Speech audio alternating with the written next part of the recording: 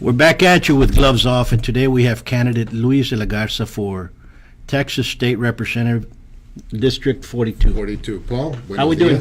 You doing good? Muy bien, gracias a Dios. Doing very well, thank you. Well, Luis, tell me what's going on. ¿Por qué? Why do I want to get jump into in the it? race? Yeah, I want What's to get going into on that. with this? Well, before I get into that, Paul, I'd like to tell you a little bit about who is Luis de la Garza. Sure. And then we'll be able to develop on that. Well, I'm born and raised here in Laredo. Sure. Actually, I was born in La Azteca. Okay. And my parents moved when I was very, very early age, at the age of 1.5, 2. I moved to El Chacon. So I was born and raised in Chacon. I'm the oldest of 9 brothers and sisters. Sure. We're five boys, 4 girls, and educated here in Laredo. Do you know where the Memorial Middle School is right now? Yeah. On Marcella. That used to be the old St. Joseph's Academy. Sure. Where we were educated. It was a private Catholic school. Graduated from St. Edward's University, and then I got my master's from TAMU. After 10 years, from St. Edward's it was 10 years about that. So I'm here from Laredo, born and raised in Laredo, and what it is that I want to talk a little bit about my background and experiences. Okay. I was 20 years, a total of 20 years in trucking, in transportation. Import-export, well, that's the key exponent for Laredo. Exactly. So I was actually in it. Started working with LTL companies, Sure. with less than trailer loads. Moved up to a trailer load, and then I worked as specialized heavy haulers in El Paso. In El Paso, I was in sales. From there, I had the state of New Mexico, and I had Ciudad Juarez, Chihuahua, Durango, Torreón. In Guadalajara, I used to work all the western part of it. So import-export is something that I know very, very well. But not only that, I had my own company. I developed my own truck line. Sure. It was called L&L Transportation, Luis and Laredo. And from there, I was able to secure a multi-million-dollar contract 30 years ago with Ford Motor Company, where I would go to Dearborn, negotiate import-export, and I was able to secure a really, really big contract with offices in Laredo, El Paso, and Detroit. Then a local truck line came, and they liked the traffic lane that was there, so I negotiated the price of my truck line to them, and then from there is where I went to go work for the city of Laredo. Okay. I worked for the city during the administration of Peter Vargas. Sure. Our mayor was Saul at the time, and I was part of the staff that went to the inaugural of the Columbia Bridge. So I was very much a part of that. Luckily enough, the truck line that bought my company 4 years later called me back and said, "Reese, we need someone to run our truck line, so come on back.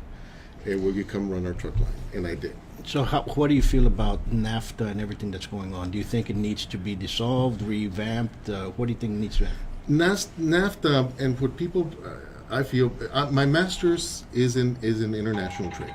Okay. So I understand international trade very well, from the logistics of the local to the international part of it.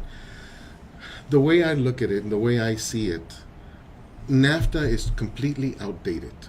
Okay. When it was initiated back then, it had engine parts, and they had transmission parts.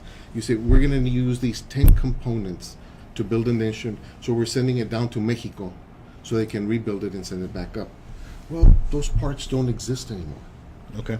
Since they don't exist, they're saying every 5 years they were supposed to be renegotiating the contract. And they never did. And they haven't. So now it's being renegotiated, and they're saying this thing is totally outdated. So we need to take a look at it. And obviously, it's an international, it's a federal issue. But how it impacts us here is very, very crucial. I support that we get something. I want us to be on a level playing field. Just update it.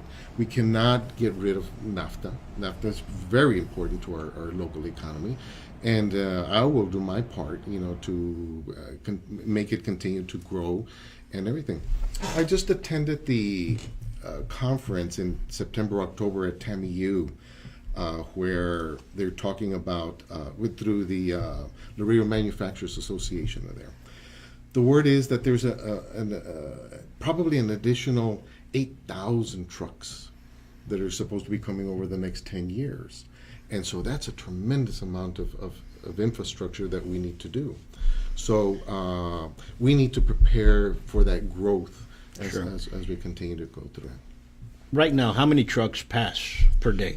We understand the statistics show that we're doing about 13,000 trucks on a daily basis. Entering the United States. Both ways, going in and out, and obviously like that. But to continue with my background, so when I changed careers, then I went to Laredo Community College, where I was there. I was there for 10 years, 20 years ago. 20 years ago, I was there for 10 years, actually 30 years ago.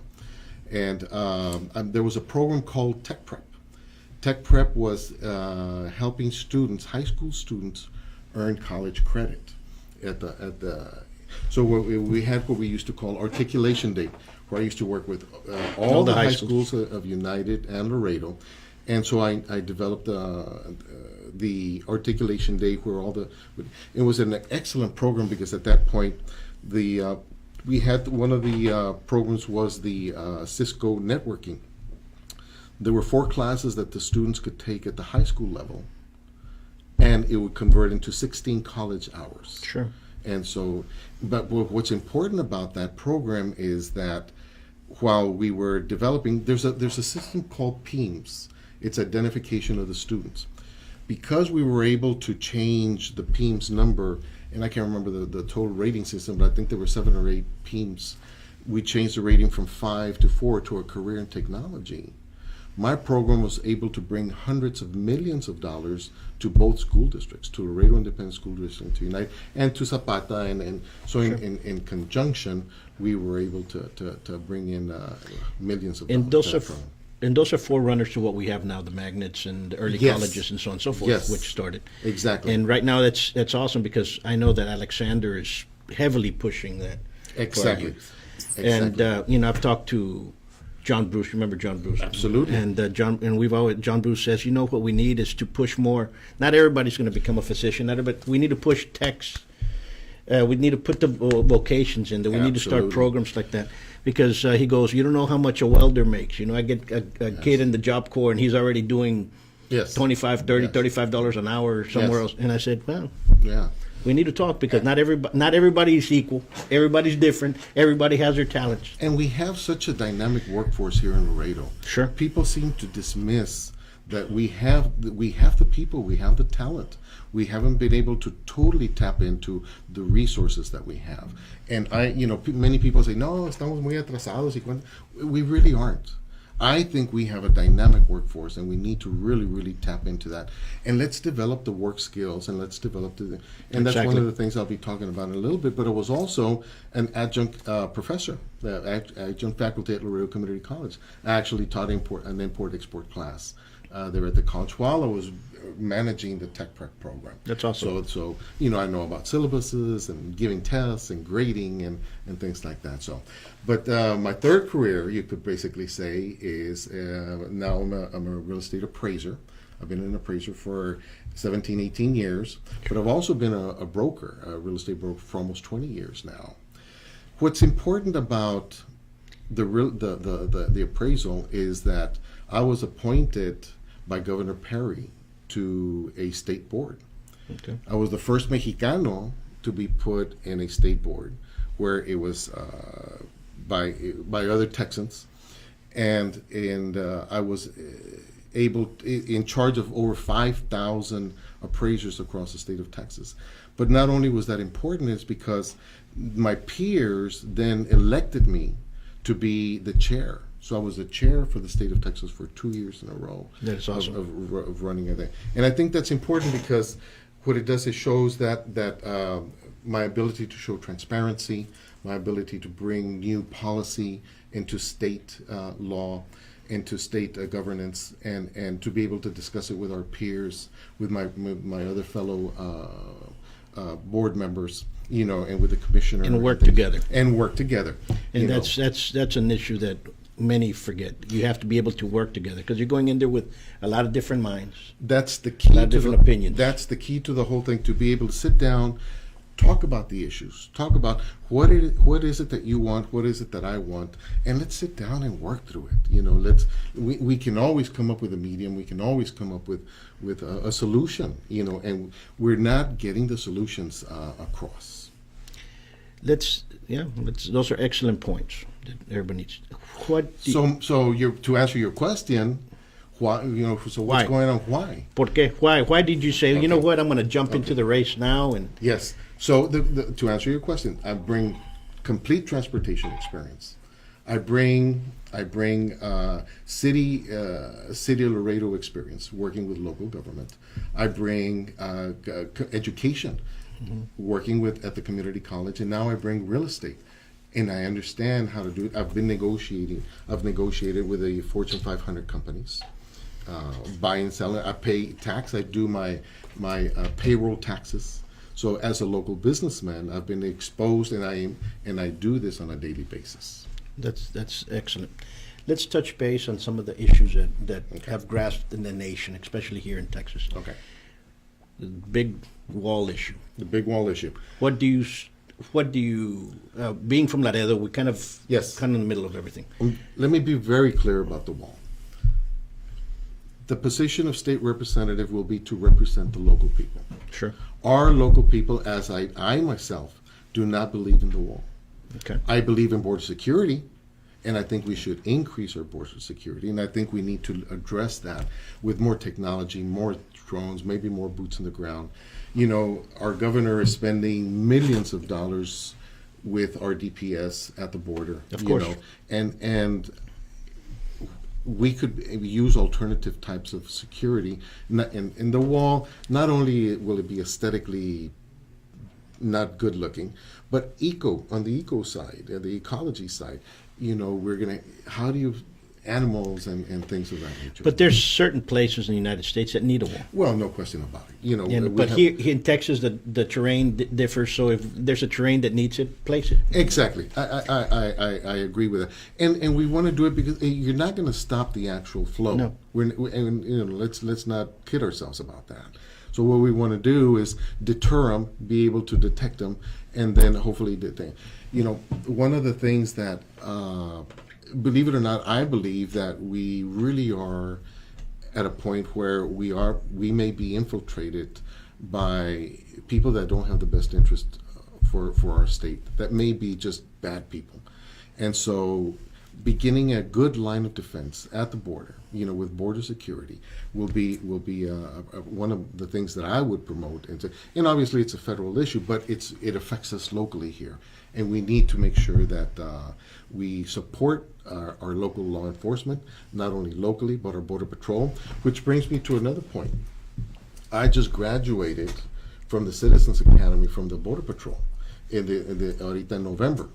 And explain that. What is that? The Citizens Academy, and I encourage everyone to that's interested in law enforcement or whatever it is. We as citizens, there's an academy, and this was a class of 18 students that were brought together, girls, women and men, young students that are interested in law enforcement. And what they do is they take you to all the different sectors of they take us to the river, they show us the technology. I was fortunate enough to go through the processing center where we actually see what they're doing with the illegals that they capture and take there. What a professional way of doing that. I've always seen the Border Patrol more of a search and rescue.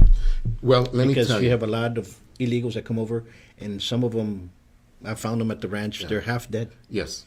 And, you know, and they're there to help, and they bring them out, and it's...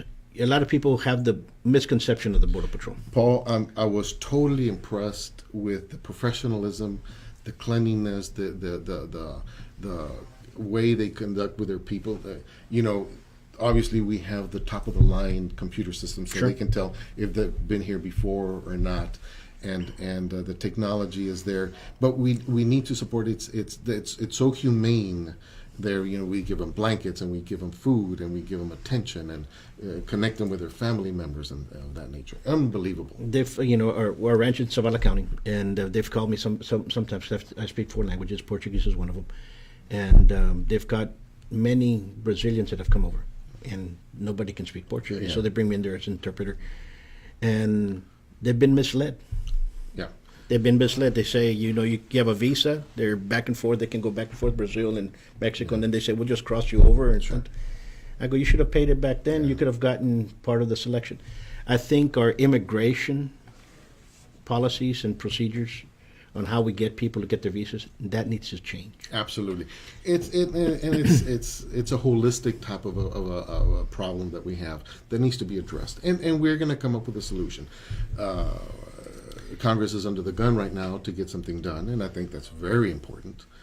How about the issue with DACA? DACA.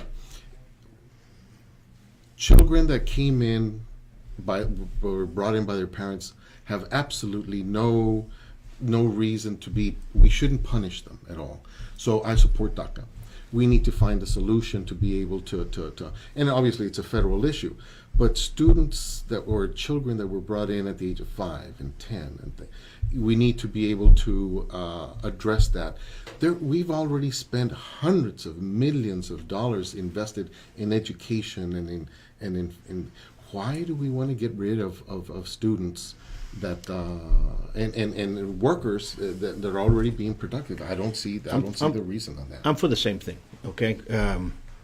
But there's also an issue that we have to place some kind of procedure going up the line for immigration. And that was going to be my very next point. And not give them straightforward citizenship, but you know what? Now we recognize you. Now you start from here onward. Absolutely, and let that become a process. We need to go through a process of equitable. It needs to be equitable. I mean, like I say, we already spent hundreds of millions of dollars on the. Why would we want to get rid of productive citizens? So. This is a concern, and again, this is a Laredo concern, and the things that I'm going to be concentrating on are the issues for our people, for our barrios, for the monies and things that are with that.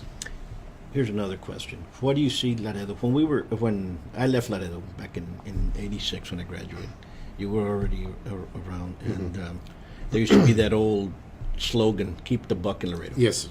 Absolutely. And that kind of disappeared. Now you get people, I'm going to go buy my car in San Antonio. I went to the doctor in San Antonio. We went to a lawyer in San Antonio. We need to start building that back steam. What do you think about that? Well, but it starts slow. It starts with one. The buck in Laredo needs to stay in Laredo, and it needs to start. So we need to support our local business and industry. Exactly right. We need to ask our community, and I think that was such a great logo that the chamber came up with years ago, and I think it would be good to start it up again. Maybe not in the same form or fashion, but I think that absolutely by supporting our local business and industry, we're generating additional jobs. We're generating, which is what we want to do. We want to increase the bar, our local economy, and that's one of the ways of doing it. Helping support a local. I, like you, like many of us, we love the entertainment of other cities and to go and to see new restaurants and everything, But we need to be faithful to our community, and so I live here, I pay my taxes here, I pay my sales taxes here. We are from here. So we are from here. Yo soy de aquí, soy de Laredo, no vaya a ninguna parte. Y quiero representar a la gente de Laredo. And let's touch how Republicans and Democrats are here in Laredo. Why have we had some less of Republicans in the last couple of years? Because I think the last Republican that I remember of was Joe Guerra and Belmares. Gene Belmares. And they were great folks. They were great folks, great assets to the city. And we haven't seen any more. ¿Por qué? What's going on? Well, I mean, obviously the party. I think there's just such dominance of the party. And the mindset has just been, this is the way we've done it before. Let's continue to do it the way. Y es fácil, es muy fácil y todo. But now we're getting to an age of better educated individuals. We're starting to see that there is another way of conducting our business. You know, and although I may be running on the Republican flag, you know, I feel the party left me. You know, the Democratic Party left me, you know, by changing of values and changing. I'm still the same. I'm still Sure. the same, but my values have remained the same. But I think the parties and their issues have transitioned, and they have done, and that's perfectly fine. But I have chosen to be a conservative, faith-based, pro-business type of a candidate. And I think that's the majority of the folks that are here. Absolutely. And I've always, I remember when I was growing up, you know, we were in 18, we were in college, and the first time you get to vote. Yes. And you would vote for every Hispanic name that was there. Yeah. And I was living in Dallas. Yes. Sometimes it was good, sometimes it was bad. Then you started seeing, let's look at the individual. What has he done? Yes. What has he done for the community?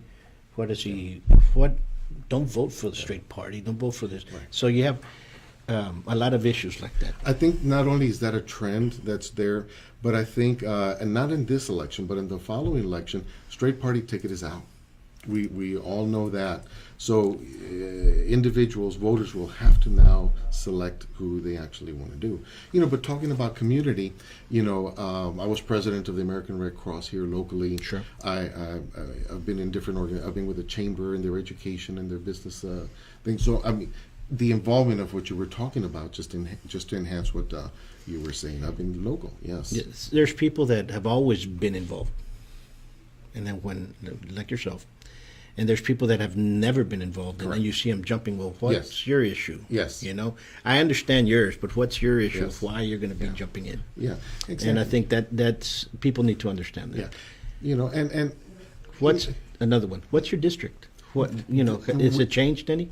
I'm running for District 42, and thank you very much for bringing that question up. What I did is I brought a little map for you, and we have the map on our website also. It's actually very small. Here's the Loop and International. Sure. There's the Walmart. Here's Ueta and Judge Pepe Pese. So it's basically a small area in comparison to many. It goes down Well, to here's the Sacred Heart Children's Home, Sure. Lomas del Sur, right. and that's it. The boundaries are from Lomas del Sur up to the north, up to where the Walmart is. Across the street from Walmart It's another district. is District 80. Ueta is District 80, but Judge Pepe Salinas is District 42. Right. Look how small the United South Is out of the district. Belongs to District 80. Which is Guillermo. It's no, it's Tracy King. That's right. Tracy King. He goes all the way around Laredo, all the way down to Zapata. From Uvalde, he has 6 counties. And we only have not even one. Not even the city limits of Laredo. The county commissioners probably have a larger part of land-wise than we do. But obviously, we have 182,000 people population in District 42 right now. Right. So, you know, we're going to be concentrating on working within the people of there. Obviously, the effect of what we do in District 42 will affect the rest of the Laredo. Of course. and because the proximity is so intertwined that it's not going to make a difference. So we feel that we're going to be getting the people out to vote. We're there representing the people here in Laredo and what we want to do. We wish you the best. And when you go in, Yes. what's the first thing you want to tackle? Thank you for bringing that question up. And one of the things I want to be clear. Now we can start getting into some of the things. One of the things that I'm running off is term limits. I'm doing a self-imposed 10-year term limit. You know, it works very well. It works with the city. You know, where the city has 8-year term limits for things. And I just think that if in 10 years I can't accomplish what I want to accomplish, then I shouldn't even be there. But you also need that new blood to start to come in, the new energy. And term limits is very, very much needed. We need that in the federal. That's the first thing. I'm doing a self-imposed 10-year term limit because I just think it's a good thing. One of the things, you know, it was important for me to talk about tech prep and the articulation, and because that's the educational component of what I want to do now. Right. The second component to that is the apprenticeships. I want to bring apprenticeships into our program, into the state. Apprenticeships. Of what type of apprenticeships? All Vocational? all types of apprenticeships. We have this enormous company that just came into Laredo. It's called MedLife. Okay. MedLife has about 4,000 workers in Nuevo Laredo. We're just opening up there, and it's a really high-tech manufacturing type company. They're the largest hospital suppliers of hospital thing that is here in Laredo. But they have rooms where there's zero dirt, they're completely encapsulated, so they can have everything completely sterile. And so those are the types of jobs that we need to continue to attract to Laredo. And I'm hoping that through the office of the state representative, we need to work with the chamber. We need to work with LTF. They just changed their names. I can't remember their new name. The Development Foundation. We need to develop the teams to do it. We need to use the state representative's office to bridge all those different entities, the city, the county, LDF, the chamber. We need to bring them all together. And that's one of the things I want to do, represent the people. I understand transportation, I understand education, I understand real estate very well. Those are my careers. And I've been fortunate enough to be able to talk about them since I've lived them and work with that. So business and industry is where we need to address to grow. So by building partnerships, public-private partnerships, and bringing in legislation that will address that is very key to the development of jobs here in Laredo. By bringing in the higher skilled jobs into our area is what's going to make Laredo a more popular. How beautiful to be able to think that we could bring in a Microsoft, that we could bring in a Cisco type of a plant here to the local area. That's what's needed. Absolutely. And I think in the past we have lost that. I mean, I don't know if we had the people to bring in some of the plants of Toyota that went into San Antonio, but we were in the run for it there for a while. Yeah, we were in it. But, we need to bring in that higher skill, higher job. Earlier I mentioned we've got the workforce, we've got the labor. We've been very labor intensive, but the talent and the willingness and y quiere la gente, quiere trabajar. And you saw that with the fracking oil boom. Exactly. Everybody wanted to work. Everybody was jumping on it. And believe me, because of that, our local economy boomed. Yeah. We boomed. We had more new homes, which for me, for the real estate industry, was incredible. Yeah. Was incredible. But with the car dealerships and all the multiplier effect of bringing in the good jobs is vital to the the mayor is very right in saying yes, import export is our main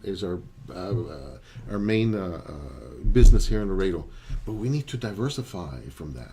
There's where the apprenticeship programs come in. There's where business and industry, we need to encourage them. Oye, ¿sabes qué? Vénganse, vamos a ayudarnos a hacer otras cosas para verificar lo que tenemos aquí. Okay. What's your second? The second is infrastructure. Infrastructure here for the city. At that same conference I was talking to you about earlier today, we're talking about Bridge 4-5. Even though we're several years down the road from that, what are we doing about bringing in the infrastructure for if it's down in the south, which is probably Which will be more or less around here. Which will actually it'll be around here, it'll be closer to El Cenizo, Rio Bravo area is what I understand. And I don't have the exact, and I'm not in those talks, but we need to develop the infrastructure for the loop that we will be doing that. So why are we, the mayor and the county judge are doing a tremendous job in really trying to get the bridge going, the bridge and things like that going. But one of the topics I went before the MPO. Do you know what the MPO is? No. The MPO is the Metropolitan Planning Organization. It's composed of our county judge, 2 commissioners, the mayor, 2 city council, and TxDOT. It is the recommendation of TxDOT, of the MPO to the state that outlines all the infrastructure that we need. So my point to them, and I went before them and I told them, what are we doing about Interstate 35? Don't we need to start talking about lane number 3 going and coming between Laredo and San Antonio? If we're going to have an additional, earlier spoke of the additional 8,000 trucks that will be coming over, don't we need to start preparing for that? And what was their answer? Well, and obviously it's a concern. Well, of course we need to start looking at that because the Laredo needs it. We're in a 2-lane going and coming, awesome highway, but we're already starting to see the congestion, especially if it rains. Especially sure. that the mud and the water coming in from the truck traffic is so. Let's start thinking about developing that, and education, money for education. I understand career and technology. I know what it does. We have the people here locally to be able to expand on that. So let's get the monies. Let's bring additional monies to develop more career and technology type programs. How big are our high schools right now, our public high schools? I'm not talking about San Agustin. How big are like United South? The campuses? For the senior classes. The What senior- are we looking at? Oh my gosh. We're last numbers I heard, were close to 1,100, 1,200 seniors graduating on the different high schools. I know at United they were way up there. So let's That's roughly put it. enormous. Let's say 1,000. Yeah. And what, we have 7 high schools more or less? Yes. Yeah. So that's 7,000. Yes. Multiply that Exactly. 10 years. Exactly. I mean, we're going to grow tremendous. Yeah, exactly. So we have the workforce. We now need to develop the workforce and give them the skills that they need to go. And like I say, we don't need. Not only do we need to address the career and technology end of it, but we also need to address. We have a brain drain here in our area because we don't have the high skilled jobs that are required for our area.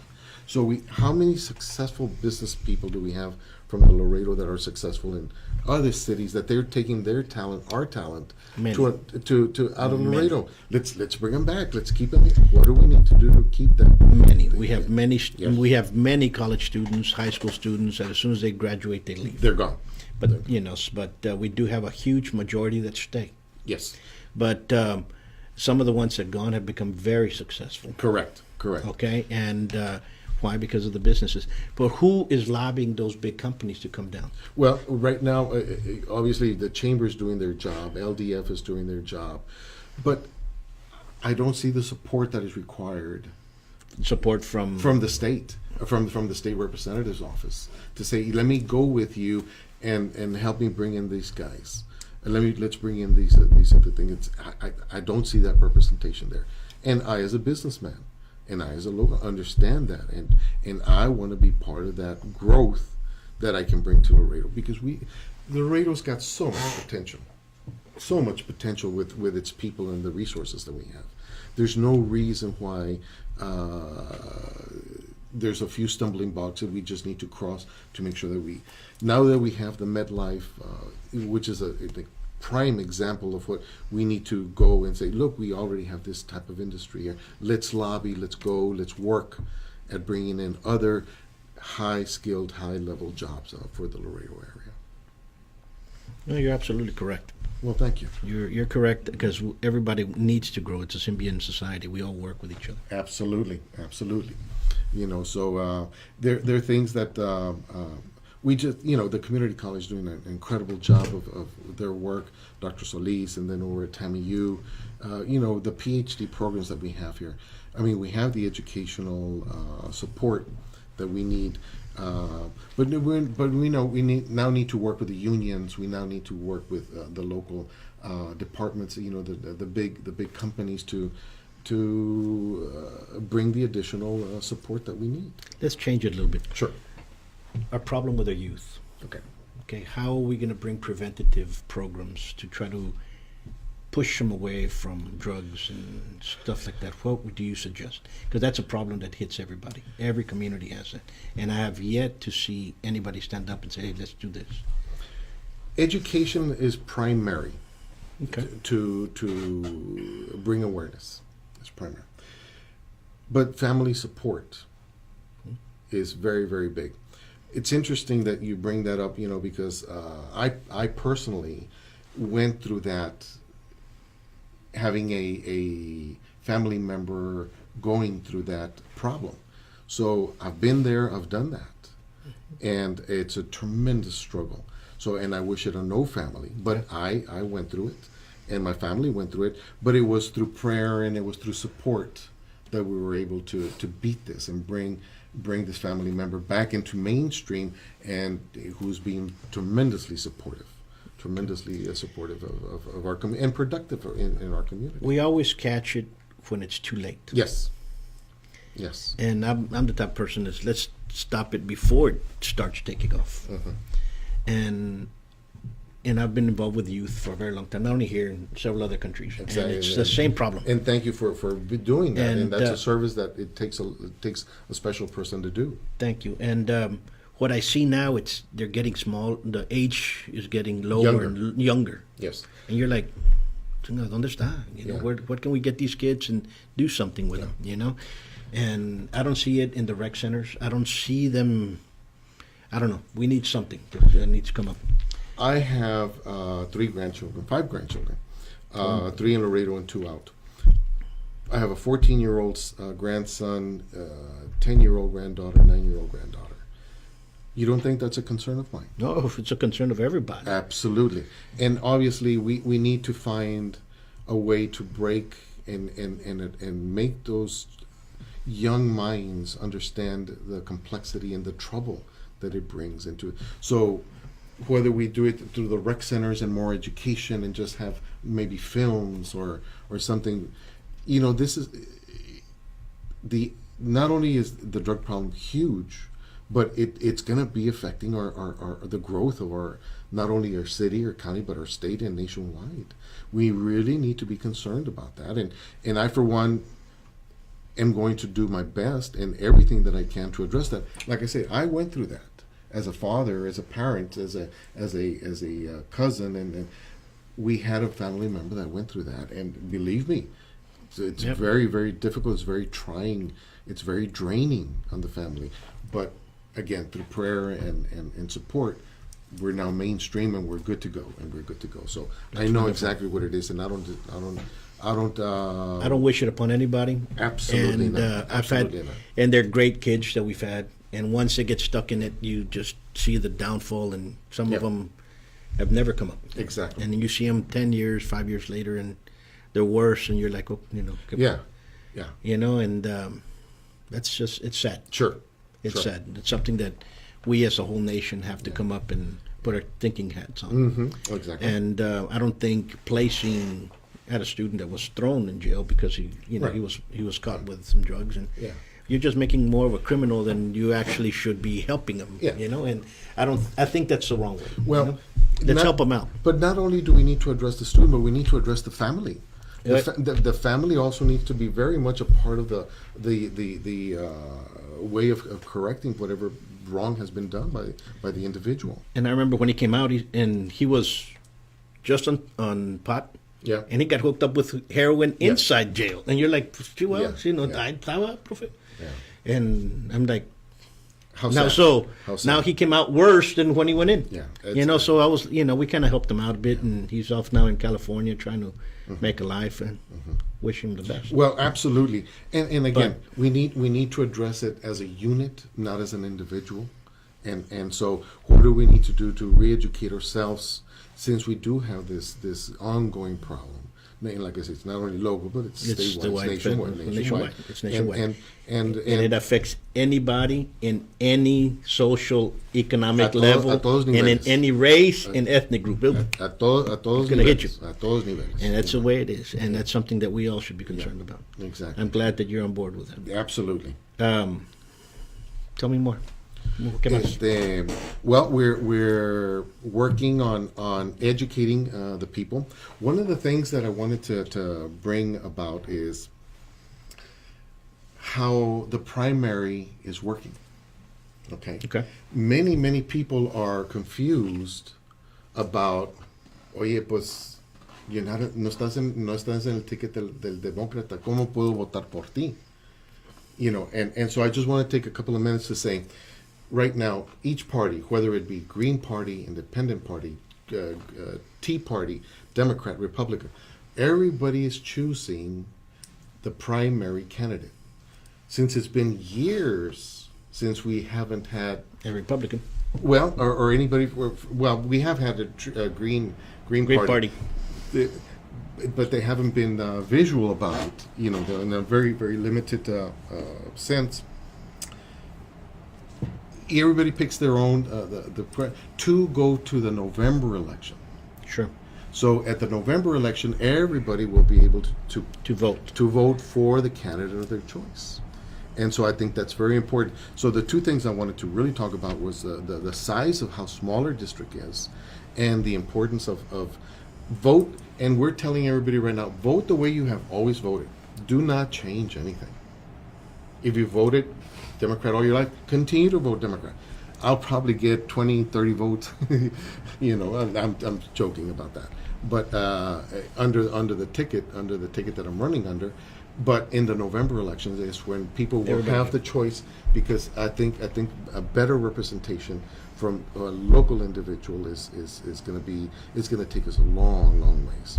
The difference between an individual and myself is that I'm willing to go out there. I'm willing to commit myself. I'm willing to represent our people and fight for what is due to us. And I think we've been missing out on a lot of dollars from the state because the representation hasn't been adequate for our community. Okay. I'm looking at the size of the district. Yeah.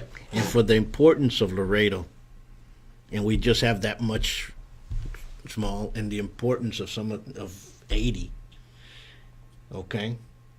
I mean, there has to be some serious work ahead of us, because we need this to be a little bit bigger. Well, I'm pretty sure that we should be all the way up to Cotula or Pearsall in that sense, because we are the biggest port. This is the bloodline. We have the big artery. Why are we so small? Why don't we just start with the Mines Road in South Laredo? No, This really concerns me. People do not understand the way it is. I mean, it's not even the whole city limits of Laredo. Exactly. It's very, very small. It's a small little area.